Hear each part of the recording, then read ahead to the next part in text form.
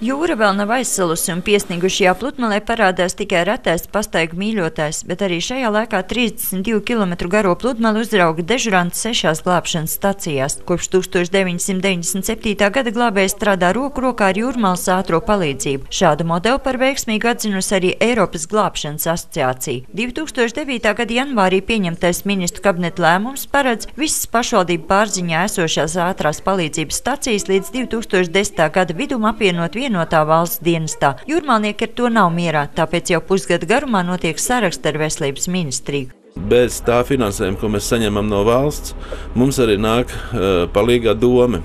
Un Dome ir iepirkusi samērā daudz aparatūras par samērā lielām cenām, kas pēc šī te jaunā dienesta, ja iestājoties šajā jaunajā dienestā, tiktu arī atņemts mūsu ātrai palīdzībai. 55 000 iedzīvotāji apkalpo 5 ātrās palīdzības, no kurām neviena nav vecāka par 7 gadiem. Dakteri ar prieku izrāda mūsdienīgu aprīkojumu un iespējas, turklāt iekļaujoties vienotajā neatliekamajā palīdzībā tiktu izjaukta sadarbība ar glābšanas dienestu. Tāpēc Jūrmalas Doma pieņēmusi lēmumu nepiekrist ātrās palīdzības nodošanai vienotajam dienestam.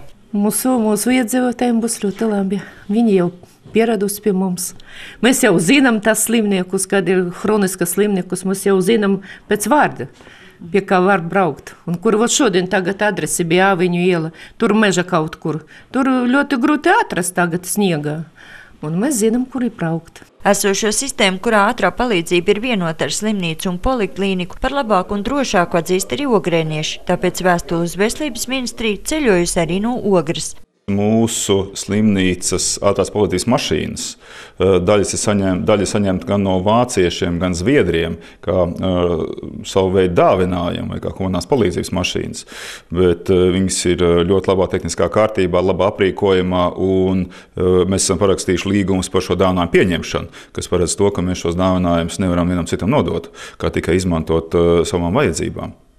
Uzzinātie Ogres iedzīvotāji atzīst, ka informācijas ir pārāk maz, tāpēc izvērtēt, kā būtu labāk, esot grūti. Kas būtu labāk? Tad droši vien ātrāk sasniegt to pacientu. Ne tā?